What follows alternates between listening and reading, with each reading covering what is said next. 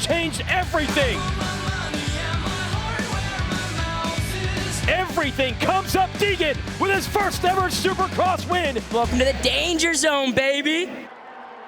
Hello, everyone. Welcome to Title 24, presented by NBC Sports. I'm Ricky Carmichael. I am remote here at Gatorback Cycle Park, and I have our co-host, as always, my man, Ryan Villopoto. And RV, I'm out here at a very historic racetrack. I know that you have been here. I love this place. I haven't ridden here since 2002, I believe it was. No, actually 2000. So a long time ago. But always fun to come back here to Gatorback, and I'm here for the Triumph global press launch for their new bike. So we have a whole bunch of people here from the globe. Today happens to be all the U.S. press, so we're excited about it, and it's going to be a lot of fun. Before we get going, we got a great show for you guys. Before we get going, as always, we got to thank our great sponsors, United Motorsports, Boxo USA, Quad Lock Case, and Dunlop Tires. Dunlop is a new partner this year, so glad to have Dunlop on board. And RV, it was an incredible weekend, a lot of drama, some unfortunate circumstances, and I'm going to hop right into it. Yeah, let's do it. Preston Harvey. Lots of mistakes by race leaders. Is this due to the less experience or the track being gnarly? What do you think, dude? Well, Ricky, there was a lot going on this weekend. Big weekend for just, I think, some points. We got the points are now closer in both classes. Lots of mistakes. I looked at the track. I thought half of it was technically was easy from the jump combinations. One of the rhythm section was pretty simple, right? A 2-3-3 or a 3-3-2. But that other rhythm section out of the first turn there, man, that gave a lot of guys made mistakes on that rhythm section. And from what I saw, it looked like they were carrying a lot of speed in there. They were going over essentially like a quad, kind of over the top of that tabletop. And then in the middle there, it kind of looked like some of those rhythms, the spacing was tight. A lot of the stuff was tight this weekend, I thought. That's what we saw. We saw Austin go down. We saw Jalit go down in that rhythm section. There was a lot of close calls in that rhythm section, along with the dirt that we heard from all the riders. Very inconsistent. It looks like it's tacky. It looks a little bit sandy on TV, and then all of a sudden, they lose traction. So very technical weekend, and we saw it bite some guys big time.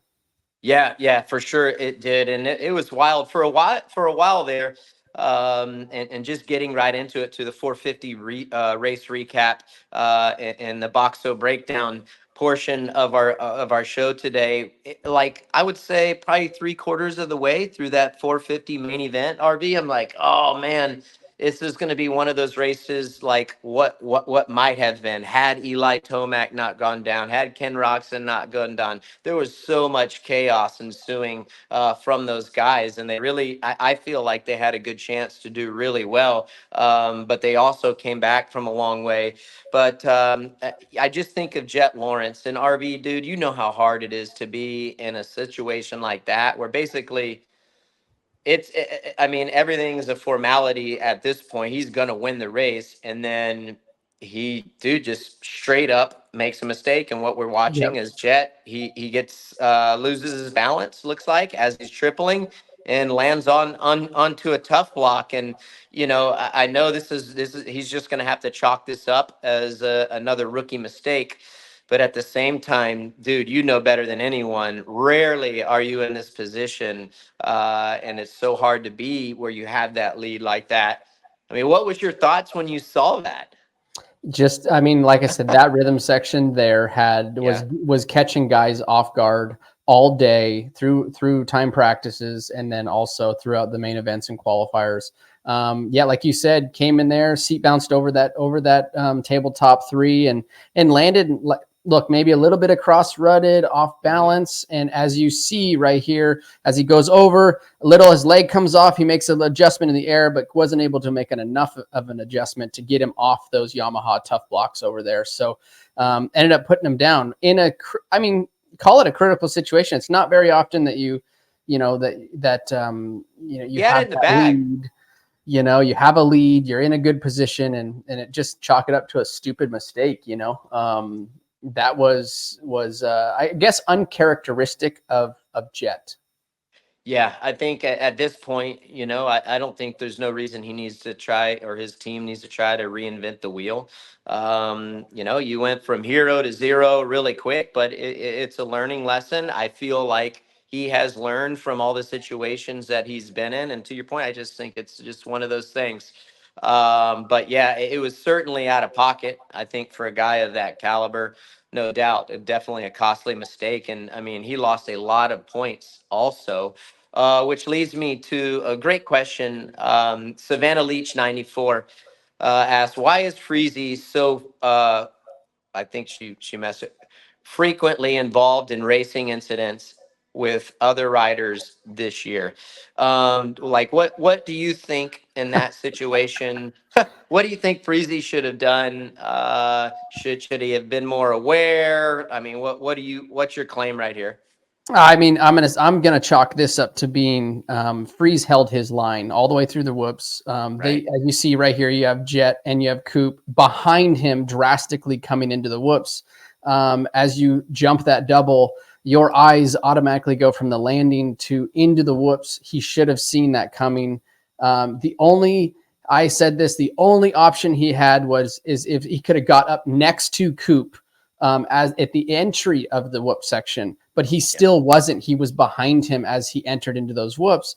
And I don't know what, you know, I mean, if put it this way, Freeze would be in a whole lot of, you know, issues if he saw the blue flag and started to peel right, because he would have peeled right into Cooper. Right. So, he did what he was supposed to do in that scenario. He held his line, and Jett basically ran into the back of him. Maybe he didn't think that Vince was going to slow up so much into the inside and just kind of roll around the inside, but he's still going triple through the whoops, and then he singles in, and Jett runs into the back of him. Another costly let's call it rookie mistake. There was nowhere to go. Yeah, and then he got, let's see here. There goes Tomac by him. AP gets by him. He ends up what? He ends up fourth. But I agree with you, like at least halfway through the whoops, because you're looking pretty far ahead at that point. And he had to, I mean, yeah, I mean, I'm sitting here like thinking, like, how did you not see him? And I just think maybe just poor timing. Enough of our talk. We got a little sound on tape, and he tells us. Jett says he talks about it. Roll the tape. Silly mistake. I should have seen the lap was going to stop, and I just didn't think enough far ahead. Another learning curve for me, and no, on the Daytona, excited to race there. Boom. There you go. No, he's right. He just wasn't looking far enough ahead, and I don't know. Maybe looking back, he was anticipating, but that was Jett and on his comment and in the heat of the moment. But definitely a costly one for sure. Yeah, I was surprised by that. I really was. To your point, like I mean, sitting here, it's easy for us to say what we would have done, but definitely I was surprised, like in the moment when I saw that. So yeah, it was a racing incident. He needed to look farther ahead and anticipate what was going to happen, and didn't do that. And that's what we, like I said, costly mistake. I'm looking at points right now up on my board. I got 135 and one, you know, my Coop 3 down. So you know, Aaron Plessinger 7 down, Chase 8 down, Eli 13. Eli's still in the mix here, guys. I mean, he's 13 down, right? He is. Hey, we talked about it last week on the show, and I loved what you had to say. It's like, you know, and you basically Eli proved your point. What you were talking about last week, RV on the pod is like, hey, you're going to give him to at least Daytona. He's still inside of 20 points. Now he gained in points this weekend, so he strengthened his championship position. And this is super important. I think how well he rode, definitely beast mode ride for sure. And I want to get your thoughts on it. But what a great way, a great momentum builder going into a track where he is the winningest rider of all time at Daytona Supercross. Dude, he's got to have a ton of confidence. And I think I think he's going to be one of the favorites this weekend, dude. Like, what was your give us your analysis on ET and his ride and what you saw from the 2-time champ this weekend. I mean, I saw a great recovery, right? In the first part of that race. You showed it early on in our recap video that we're watching currently is, jumped a little deep, washed the front end out real quick, goes up, hits the tough blocks, but was able to recover right here for the fan folks that are watching. Lands deep, pushes the front wheel right there. Just really quick action. Catches you off guard. Unexpected. He was not expecting the front wheel to do that. And then it just pitched him up off the high side there, but he was able to recover. He came through the pack. He made passes, like he said in the press conference. And his speed, I believe he had the fastest lap time, if not really close to the fastest lap time in that main event. And I think this is what we were all waiting for and looking for, was this ride from Eli. And we're not even to, let's call it his best track, right? Daytona. Like we had talked last week on the show. I'm giving him, we both agreed, we're giving him till Daytona. And this right here, what we saw out of Arlington, out of Dallas, was exactly what he needed for to start this trajectory and that confidence and getting back in the swing of things, of being one of the fastest, if not the fastest guy, on Saturday night, rolling into Daytona. So I think we're going to see some good things from Eli. 13 out. I'm saying, I'm calling it that he will be in the mix down to the last round in this series. I like it. There you got it. Aaron, mark that and mark that little soundbite right there. So we got it going into Denver and Salt Lake City. St. Nico 333. Was Tomac ever so fired up in an interview before? Roll the sound on tape. Dude, this was so awesome. You can tell this guy is super pissed and heated, and he's tired of the smack talk and the disrespect. Go for it, Aaron. I'm sick of people calling me the old guy, so I'm just warming up. I'm getting better. I'm coming, so I'm ready to get going, and second will do for tonight. And I've kind of just have heard it the whole season, and I know I'm not there yet, and but I don't know, maybe some people are right. I haven't won an overall yet, but one thing's for sure is I have improved and I'm getting better. So yeah, I'm ready to put up the fight in this last half and maybe show some of the young guys that they're still young. That's right. Yeah, I mean, dude, you talked about it. We all have on this podcast, and about some of the lack of respect that the guy has gotten, I think, from some keyboard warriors. And listen, Eli has started slow in the past. But I'm with you. I think he's getting the ball rolling. He was at the Star facility testing, made some big improvements. His results spoke for themselves here this weekend. I like this next question. It comes from Danny Bolton. If they both started up front, does Eli have the speed to run with Jett? RV this weekend for sure. I think he does, and I think he does going into Daytona also. Do you think that he does? Do you think that ET can run with Jett if they start 1-2? Yeah, I do agree. I agree. I think it has to. If you call it early in the season, ask me that, I would say no, he didn't. But with the rides, the improvements that we're seeing from Eli, and then obviously here at this last Saturday night at Arlington. He rode really, really well, and I think he's on form. And look, it might not be every single weekend, and it might be vice versa too. And Eli being fast one weekend and Jett being fast as this season kind of rolls down to being closer to the end. I think that yes, he does have the speed to run with Jett, and I think it would be an all-out dogfight if they both show up with their A game on any particular weekend. Now, if you get a guy off like he dealt with arm pump, he said that at on the press conference, I believe this weekend's press conference of what he really, really struggled with, and he had said that he goes, I got flat out got lapped. And you can't when you do blow up, when your arms blow up like that, there's really there's really nothing you can do, because the only way to get that arm pump to go away is to literally legitimately stop and stretch that thing out and stop the motorcycle and take the hands off the bars, right? So in that position, he did what he did. He salvaged points, and after Arlington with being only 13 down now, I'm going to say yes, he can run that speed with Jett. Boom. There you go, Danny. That was a good question. I totally agree with what RV said.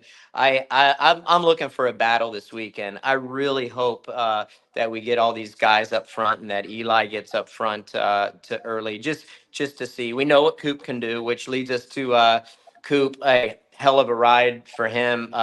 He was less than impressive throughout practice. I mean, you could just tell he didn't have the raw speed that he needed. He's pretty vocal on the podium about how he broke through and what was going on through his night. At the same time, though, RV, this doesn't surprise me. I mean, this guy is an absolute warrior mentally. I think he's one. I think he's one of the strongest dudes mentally on that gate right now. I think he always has been for the most part, but especially right now this year. Do you think the same or what? Well, I do. I think the start, like, he's one of those riders that has shown in the past that he's started off a little bit slow. And this year, the switch over from Star Yamaha, obviously seems like things are gelling better with him, and he's kept himself in the game every weekend, even if it's not knocking down wins. Like, he just got his very first win of the season. And I believe it's the very first win of the season. But nonetheless, it hasn't been like he hasn't won a lot of races, right? So I think that he's coming on strong. He's another one that's going to run down, because we know, watching from past championships and past series, the kid's a fighter, and he's going to run it down to the end. So with the perfect storm, if you call it, that we have brewing right now, with all of our top 5 being so close and in championship contention, it comes down to some of these guys just having, like you said, he wasn't great in practice, but he found something for that main event. And I think it's also a confidence thing, you give these guys an inch, they're going to take a mile. And that's what I mean by the confidence is, yes, it could be just a little step up, but you give them an inch, they're going to start taking a lot, right, out of the scenario. So I like what I'm seeing from him. He's going to be a hard competitor to beat. Yeah, he talks about, we got some sound on tape, and he basically talks about how he feels this year feels like his other championship years. Listen to what Coop says. This year doesn't feel like any of the other years, to be honest. I mean, I've ridden, I feel like, the best I have all year, and I don't have as many podiums or wins as I did at this point before. So it's a stacked class. The field is really, really deep, a lot of fast guys, and you have to be on your A game. And I think you've seen we've all been kind of all over a little bit. So it's an awesome feeling to get a win and to be back closer in the points and just kind of reestablish things and get some confidence moving forward. And like you said, headed east and headed to some places I really enjoy. Yeah, there you go. Yeah. I mean, he says it right there, dude. I thought Aaron Plessinger did well. He really did. Just kind of got shuffled back. I mean, and again, had Eli not been on a tear, for sure he would have gotten second, most likely. But it's so hard, as you know, to stop Eli on a night like that. So I was really stoked to see AP bounce back from Glendale. And honestly, he is a new guy. I've seen that was round 7. We've seen him be in a crap position and he's had enough bounce back moments this season that I think he's here to stay. I think he's here to stay for the championship, and he's a championship favorite along with the other guys. So, I mean, if you got anyone else you want to talk about, I mean, do you? Well, I mean, back to AP, he's only 7 out, and AP hasn't had a start of a 450 that I can remember. Maybe I'm wrong. Correct me if I'm wrong, but this is the best start to any one of his 450 careers. AP 7 down. I mean, just look at the points. I mean, what we are treated to. I mean, exactly. it's gnarly. Like, and so it's anyone's game, straight up. It is you know? anybody's game. It is anybody's game. And I think that having AP in this scenario, in the position that he's in right now, to your point of he's here to stay, I believe he's kind of found his. I think the bike's working well. Him and the team are jiving well. And every weekend he's, he might not be winning the race and he might not be on the box, but he's right there. And he's put himself in a position that he's only 7 points out of this championship. And like I said, he hasn't been in this position before. So I think we're seeing a new AP kind of finding himself in this 450 class. Yep, no doubt. Moving along, and I know we're going to spend some time on this next subject, but for the United Motorsports moment of the night, obviously, it's got to be Austin Forkner's crash. We got some tape on here. And before we break it down and give our analysis, Aaron, if you could just run it here. So you see, this is I mean, from you watched the broadcast, RV. Like, what was your initial thought? Were you I mean, you never expected him to do something like that, I'm not guessing, but did you? I mean, like, yeah. What do you think of it? I mean, it's terrible to see. Shows you how gnarly this sport is. But I think he rushed that rhythm section, and what I mean by rushed is he came in with really good speed. He came in hot. He wheelied over that single, and then you basically quad over the top of that. And that rhythm section, like when we started the show, it really gave a lot of dudes trouble. Throughout the qualifiers and the main events, and he tagged it. And my personal belief is he wasn't ready for it. Like, he wasn't aware that he was going to case it that bad. And that's why I think you saw his body and weight transfer, and he wasn't able to keep up with when it threw his body forward. I think we have a replay of Hunter casing it also. Aaron, if you want to run that right now, that he was able to, he knew that he was going to case it. He was ready for it, and he kind of breaks and sucks it up and only goes double, triple into the turn. We're watching right now in slow-mo. He cases it probably worse, a little bit more inside, but he was aware of him coming up short and hanging the rear wheel on it. And Austin, about the same, but I don't think he was aware that it was going to be that catastrophic, right? And I think that's one of that makes a great rider and a good rider, is knowing not the consequences, but what can happen in a scenario like that. There's two things you can do. You can either really suck it up with your legs and use a little bit of brake and kind of scrub some speed off, or you can land in that scenario knowing you're going to case it and almost use it as a whoop and almost land on the gas and kind of jump off of it and get that forward push through when you case it. Now you're going to bottom out really hard on that next takeoff, and he still might have had to go double instead of triple. But I think that would have saved him. But ultimately, I don't think he was aware of his surroundings or aware of how bad he was going to case it. And that's why all that weight transfer threw him forward. Yeah, I was in such a tough moment there. Number one, I couldn't believe what I was seeing, because these are the moments like, and this isn't going to be fun for me to talk about, RV, but we're not doing our job, and if we don't do this and break it down and explain what happened, why it happened, and how do you avoid situations like this again. And these are the scenarios that we wanted to see Austin Forkner in and how he would react, right? This is like, okay, Deegan was behind him the whole time. Deegan lost some time, pulled back in, fell back a couple bike lengths or a second, but he was still there, and he had to roll. Like, the pressure was there, and if he slowed up anymore, Haiden was definitely going to get on his rear tire and probably try to make a move for the lead. So, and I hate saying this, but he failed. He failed at being better in that position.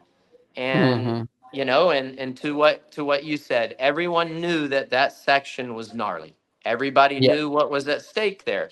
And sometimes you have to slow down to go faster. And again, it's not ideal when you have to do that, especially when you're being pressured. But you have to know what you can get away with. And Yeah. to your point, I think you broke it down right. He came into that section with way more speed than he needed to, and he blew through it. Didn't get the lift that he needed, Yeah. and yeah, he wasn't able to stop. His feet came off the foot pegs, and his left hand came off the handlebar, and he just all his weight went forward, and he was along for the ride at that point. But I mean, at what stage do you just say, okay, I know I have to slow down, get checked up, and then preload the bike enough to get the pop that I can to make sure that I backside that tabletop, and that's one of those moments like you talked about, RV, is that you've got to know that. You've got to know that. You got to know that line, and you have to have the discipline to do the right things in the crucial part of the race and at the perfect time. Yeah. And unfortunately, he didn't. And like people can blame the track, they can blame the section. I saw Oh some yeah. comments about that was a dangerous section. Okay, well, we've cut the whoops down to only 9. We've gotten rid of dragon backs. When does it stop? Yeah. Like at what stage do we just say go slower on the motorcycle? Yep, that's who's is that Hammaker there? That was a big mistake by that. Very similar. McAdoo, sorry, that was McAdoo. Yeah, With, McAdoo. with Yep. a very similar. That rhythm section caught people out all day, and that was and why I say it. You saw video, you saw it over and over and over, it catching guys off guard. And when you walk the track or after practice, when you're seeing that, like that is something that you have to be aware of, like. I can always remember Randy Lawrence and Eldon. We'd go to Phoenix, for example, and Phoenix the track was one of those tracks that could catch you off guard. There was always the dirt specifically could catch you off guard, and certain rhythm sections. It seemed the way they built the tracks during that era of when I was racing, there was very uncharacteristic mistakes can happen to and to me that was a pretty straightforward rhythm section. Yep. But guys were coming in because of the long straightaway kind of coming in, and then they had to wheelie over that roller. Judging your closing rate into that takeoff is one thing that I think made it tough for those guys. But look, we're racing Supercross. This is the highest level of two-wheel motorsports on dirt. We can't be just there's McAdoo right there. Very similar, very, very similar to what happened to Austin, but he was able to save it. Here's the other replay of Hunter doing it. But my point is we can't adjust the track every time somebody crashes. It is what it is. You need to get smarter. You need to get better. I even saw somebody like, how can we have concrete still on the side of the track? Well, what do you want there? I mean, Monster Cup, I did something very similar to Austin when I landed out on the flat. I'd missed the Joker lane, landed on the flat. Same thing, knocked out. It was the dirt versus the concrete. There's really no difference on the pad, right? They've been running excavators, loaders, dozers on it. It's might as well be concrete. We can't fix everything, or that Feld and Dirtworks can't fix everything. They do the best job that they can, and it comes down to the riders need to be better and be make better decisions. Make better decisions. Be more aware. Yep, exactly. I did. Yeah. I hate it for Austin. I hate it for Mitch, the whole program. And, definitely Austin certainly had better qualities and was doing better, I feel like, as a rider. But it's still, it's the same result. At the end of the day, it's the same result. Yeah. It's the same result, same kind of scenario. So hopefully everything will be okay with Austin. And here's the other thing, Ricky, is he already had done it. Let's throw it out there. He had already done it 50 times prior to that. Let's call it through practice, through the qualifier, and through. I mean, I think he crashed with like 2 minutes and roughly around 2 minutes 30 to go, or two something. It was closing down to white flag. He had already jumped that jump X amount of times. So to me, that is either a brain fart, brain fade, mistake, because he showed that he did it perfectly up until that point. Yeah. Moving on, Haiden, I thought did a great job. People are hating on him big time, dude. Like it's so gnarly, as I'm sure you've seen.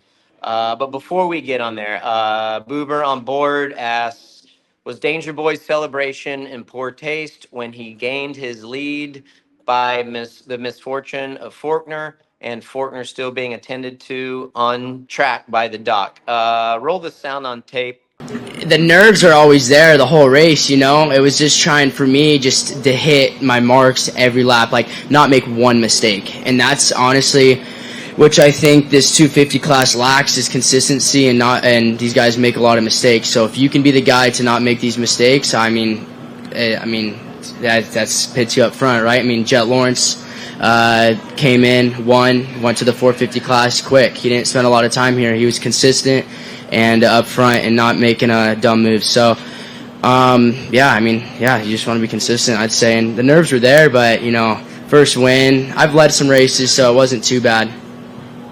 Again, people are going to hate him for that comment, but I can't say anything wrong about, I can't debate anything that he just said, because those are harsh words, but those are words of reality in the world, RV, that I believe you and I were raised on and grew up, and how we raced and how our approach to winning races was. No, I mean, yeah, no, I look, I've heard that, multiple times now, where people say he's cocky, or he's this, he's that. I mean, also, does he have a little bit of a cocky, maybe smart ass kind of vibe to him? Oh yeah, he does. I think he does. Rightfully so, though. He has brought everything to the table that he spoke about, right? With the SMX championship. And now he's just got his very first win, second race in. He was sitting 19 down. Now he's sitting, what's he, 7 or 8 out, roughly. Aaron, do we have the 250 points? We have him sitting 7 down, right? So he was 19. Are some of those I think what people don't like too is he's very straightforward. He says he puts it out there. There's no gray area with Haiden. And people need to just kind of get used to that. I don't see anything bad with that. And number one, he put himself in that position to win that. He could have been, pushing the limits and went down. He didn't. He rode a phenomenal race. He was closing in on Austin. He lost a little ground. He closed back in, and then Austin had that mistake. The kid's the real deal. He's here. If you don't like him, I don't know what to tell you. Our sport needs the different characters, and the different mentalities, and the different way of thinking. We all can't just be cookie cutter robots. And the kid is working his backside off to put himself in this position. Yep. So Boober on board. Great question. Listen, I think that his podium, in my opinion, I think his podium speech was okay. Like some people, a lot of people think he didn't have enough compassion. He wasn't being. But what's the compassion? I mean, once again, or giving enough grace. I don't know. How many times were you in that position, Ricky, where you were either leading or chasing down the lead and you had a massive cartwheel, let's call it, or vice versa? You were chasing down James, or I was chasing down James, and there's this huge crash. Yeah. I mean, it sucks to see. We never want to see anybody get hurt, but on the inside, you know what? We're kind of looking there. Hell yeah, I won. I'm like, on the inside, you're like, hey, I just made up points. The points leader went down. I mean, nobody, like I said, nobody wants to see anybody get hurt, but and have a massive crash like that. But on the other side of it, the Hayden's goal is the championship, and he's sitting in a better position than he was before he started Dallas. And when he leaves there, he's not thinking about what just happened to Austin. And number one, you shouldn't think about what happened to Austin, because that could happen to you the next time out. So the last thing you want to do is put that in your head. Oh, I can't do what he did, or, have all this outside noise. No. As a racer, you block everything out and you go racing. Well, and also too, I don't know that maybe the people aren't considering of. Have you thought maybe what was going through Hayden's mind? Dude, it's his first Supercross race that he's ever won, his first main event. Yeah. That is something that you'll remember forever. Forever. It happens once. You remember your first Supercross win. I remember my first Supercross win. Nothing is as special as doing things like that for the first time. So he had that going on. Has anyone ever considered, and I know this was his strategy because I asked what the strategy was, and he told me exactly, like, has anyone considered this, that maybe his strategy played out the exact way that he was hoping it would play out? Like, he knew that he needed to slow down a little bit and make no mistakes on the racetrack, or minimal mistakes and not big mistakes. And if he was behind Austin, follow Austin, pressure him, and see if he would crack like he has the last 5 years. And dude, like, so everything that he did was exactly how he played itself out. Like, he was going to pressure him and see if Austin was going to buckle. Hayden did tell me he's bummed and disappointed that happened to him. He was thinking like maybe that Austin would wash the front end out or something like that. It would be that kind of slip up.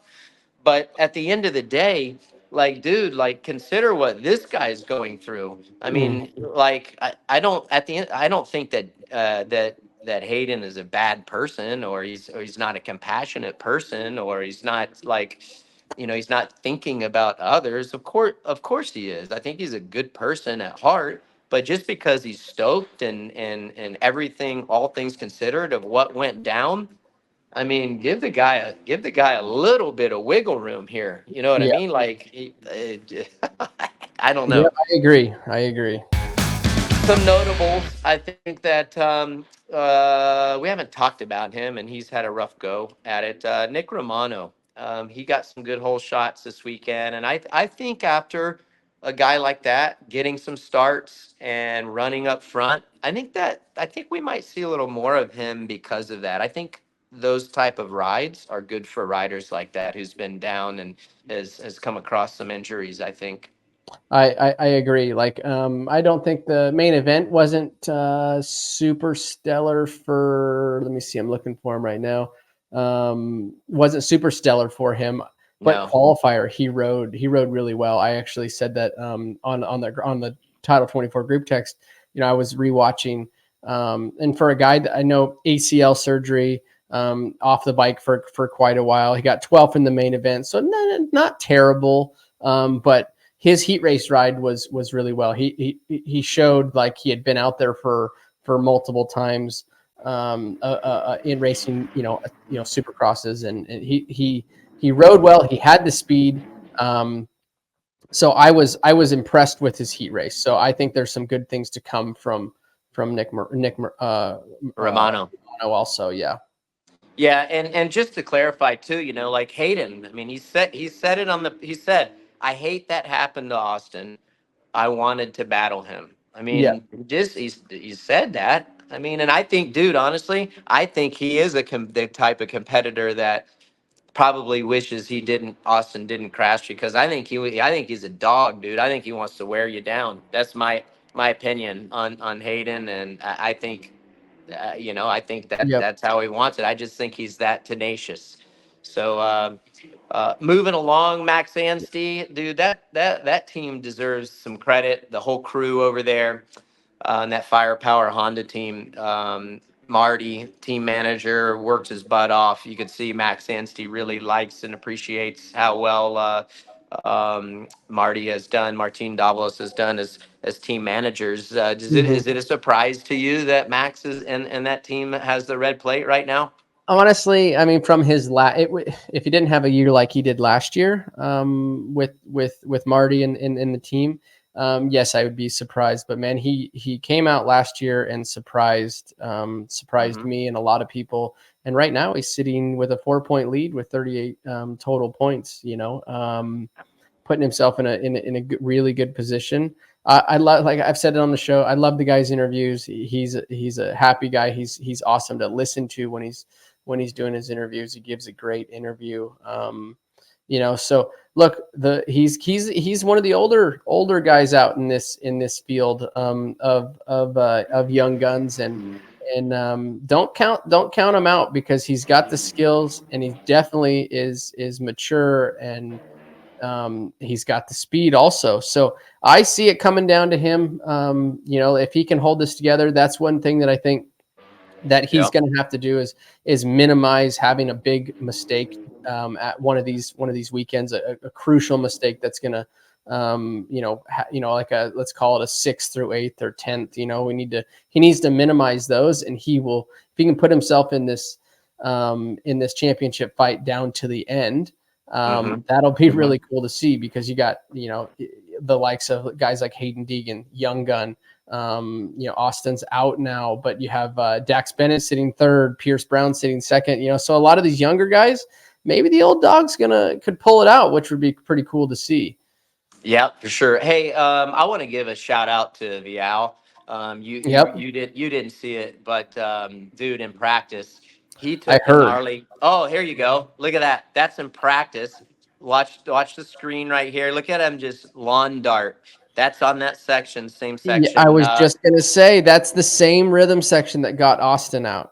So I didn't even think he was gonna race. Yeah. I'd like to know what, if you ask the riders, or and not that we're going to find out now, obviously, but what was so, from their point, I didn't hear it in the press conference, I didn't hear it on the podium, what was so different or difficult, or was that rhythm section just so easy? It was easy to rush and get in there with too much speed, because it, like I said, it caught a lot of dudes off in all day even into the night shows. Yeah, it'd be nice to know that. We'll do a little more homework and get some answers for you guys on that. That was it would be interesting to know, because a lot of people. I mean, I haven't seen a whole lot from the riders about, dude, that was gnarly. That should have been taken down. Like what's going on. Nope. So it'd be interesting. I mean, just me sitting here, old retired dude, and it was a pretty difficult and tricky section. They come around, they had to wheelie, get the front end, put the front end down at the right spot, boom, hit that single jump that didn't have a lot of lift to start with. So it was just a difficult and tricky section. Yeah, section. And you think about it, I mean, how many times do you hear riders say, dude, no one can do anything different, everything's the same? Well, then you go put something like that, and then everyone's fired up because it's too dangerous. So and here's the other thing, Ricky, if it was too dangerous, the other option line that actually wasn't too bad, I saw Kenny doing it, I saw Hunter do it once or twice, was instead of going all the way over the tabletop, you go onto the tabletop off, and then you finish your combinations on the way out. That substantially is a much safer option. It's a shorter of a jump. It's just an easier option to jump onto the tabletop than go over. And these riders have the options. And once again, that's why I said, I'm with you. Aware of the situation. If the track's going away, you have to make those adjustments. To keep yourself out of those situations. Yep. All right. The second season in running. This is a time where we like to give stuff away, or I say we, but quad lock question of the week this week. The winner is J Pro Baja 11. J Pro Baja 11. Thanks for being a loyal listener to Title 24 and tuning in, whether you're viewing or watching. J Pro Baja 11 asks, talk about the balance between planning / looking ahead versus what's in front of you. Now, I'm going to assume that means the situation that Jett was in on the last lap when he ran into the back of Vince Friese, and I'm going to assume that maybe he's talking about planning something like on that first rhythm section, since that section. What do you think? What's your view? What do you do? Well, so the balance. What's the balance?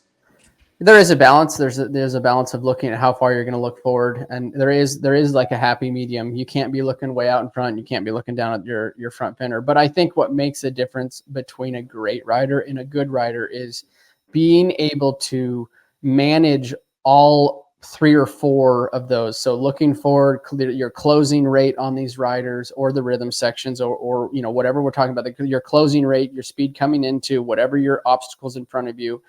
Then the third thing is being able to, what are you going to do with that information? How are you going to adjust? Like we use Jett, for example. The closing rate onto Vince Freeze was substantial. He was in that line. Obviously, he had said he didn't look far enough forward.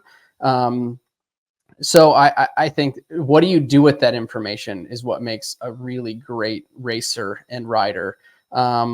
So to answer the question, I think you have to have a little bit of everything. And that's, I think the biggest critical part is what do you do with the information? How can you switch lines literally in a split second? How can you know that you're going to clip that jump, for example? Like, they're almost instinctual things. You spend so much time on the motorcycle.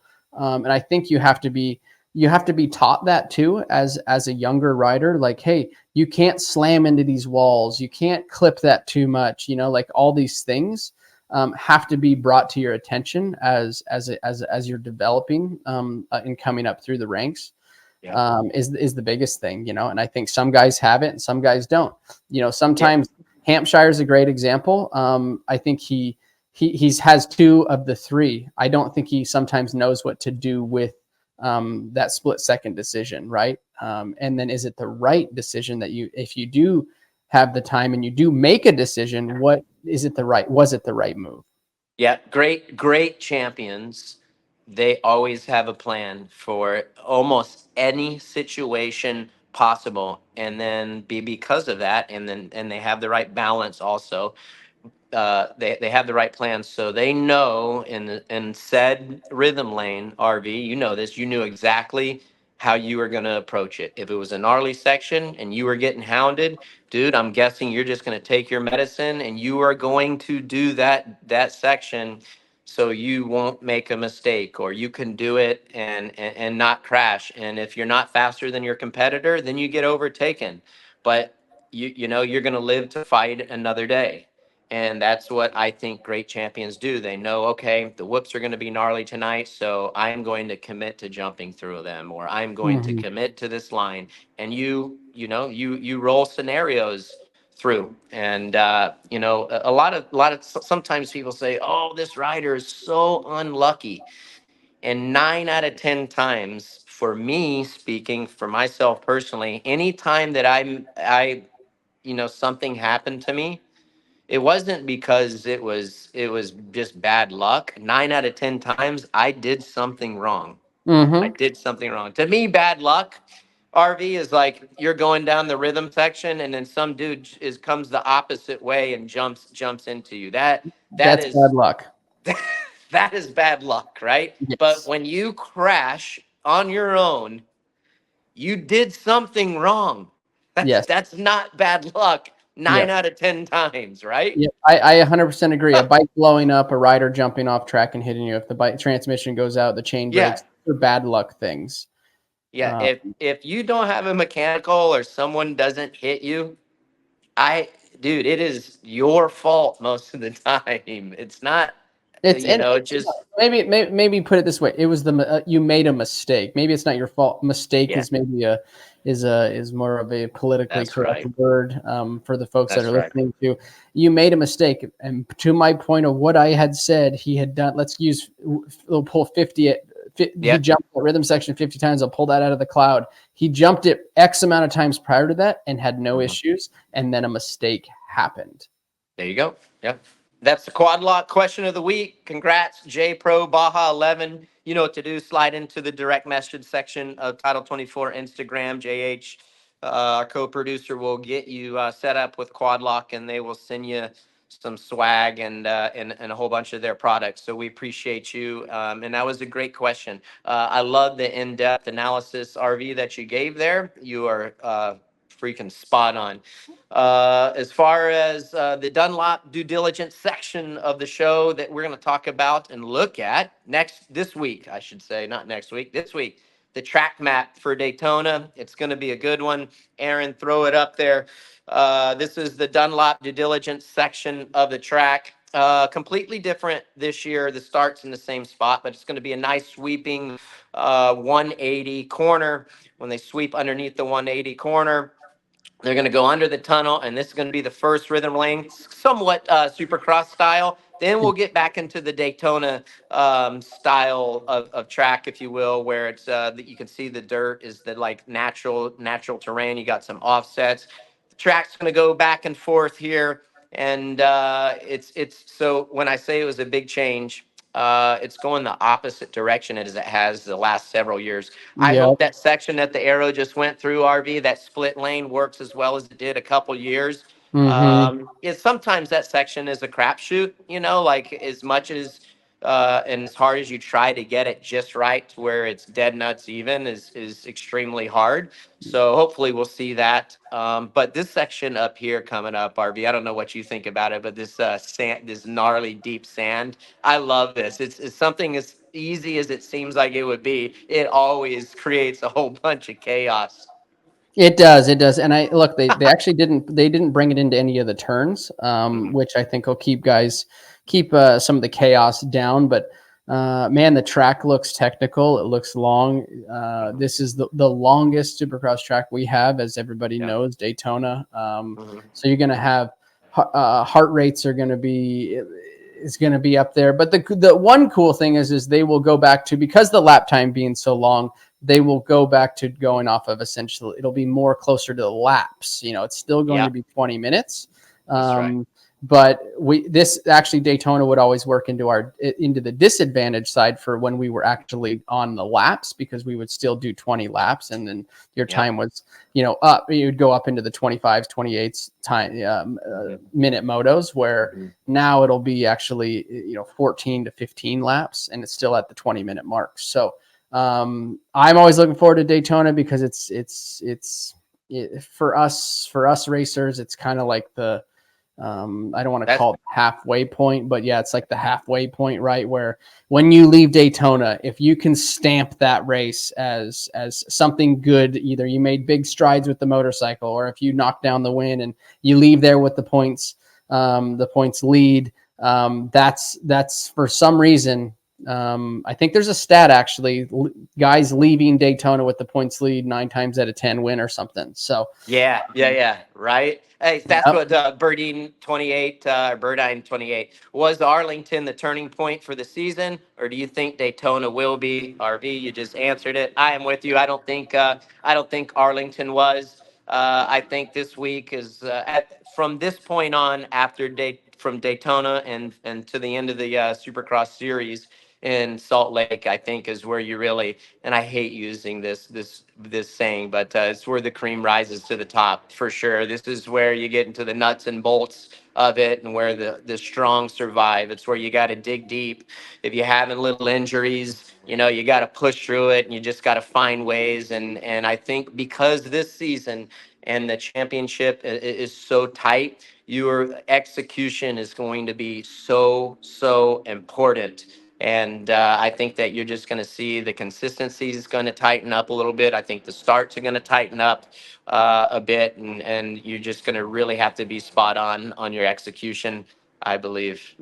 Yep, I because as you said, as these races start to click down, if you have a mistake at Anaheim within the first, say, 5 rounds, you know it mentally in your head that you have some time to recover. Well, as it gets, Daytona rolls around, and then as you're closing out the season, the mistakes become, it's like they get put under a magnifying glass. You don't have the time to race back to the front. Now, if you put yourself in a bad position leaving Daytona, then you're forcing them to make the mistake, like hoping they're going to make the mistake. Say, hey, I need this guy to fall or have a mechanical or this. You don't want to be in that position leaving Daytona. You want to be the one that is leading, that is closing this series out in that winning position.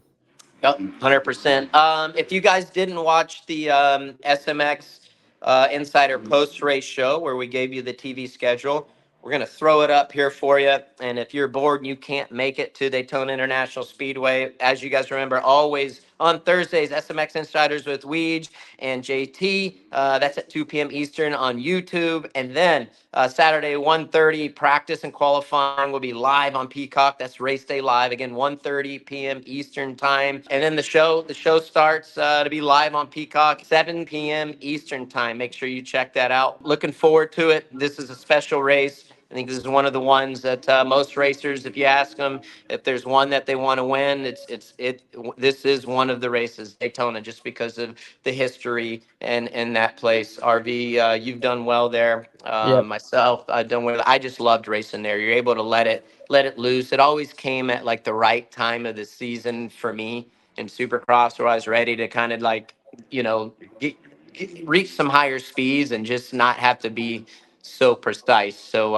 Yep. that's it. You got anything else for the boys or and girls? Everyone tuned in for Title 24? Yeah, no, I'm looking forward. I'm kind of on the fence. And somebody, they've asked me to come out. Maybe I'm like, maybe I'll come out, but we'll see. But no, it's I always love Daytona. Like you said, it's a very historical race. It's one of the biggest ones to win. There's only one of them per season of this style of track, with this style of dirt. Very technical. The track gets rough. With you have some red clay mixed in, and then you have that very dark dirt. Yep. So you need to be able to read multiple terrains and conditions. And you saw the beach sand, the Daytona beach sand that they added in that massive straightaway. So I'm looking forward to it. I'm stoked. I think that the turning point of both of our classes, the 250 and the 450, is going to be this weekend. That's right. Well, before we go, thanks again to all of our great sponsors: United Motorsports, Quad Lock Case, Boxo USA, and Dunlop Tires. I'm going to go out here, cut some laps at the iconic Gatorback Cycle Park. Looking forward to that, and looking forward to Daytona. RV, this was a good one. Remember, if you guys are only doing the audio version of Title 24, we are on all podcast applications, so make sure you download that. And if you want to watch it, we're on Motorsports on NBC's YouTube page, and of course on Peacock always. And remember, on Peacock it's on demand, so if you want to watch last week's episode, you can do that. There was some great insight and RV calling some great stuff out. But nevertheless, thank you guys for all your support. We love y'all. The fan engagement has been through the roof. I know that we don't answer everyone's, only because I will say that a lot of the questions that you guys have, a lot of them are the same. So it's not from a lack of us not getting back to you, but yeah, we do get a lot of the same questions. So thank you guys. We appreciate y'all. And RV, have a great week, my man. And I'm going to go try to keep the shiny side up here. That's right. Let's see. Get out there, Ricky. That's right, brother.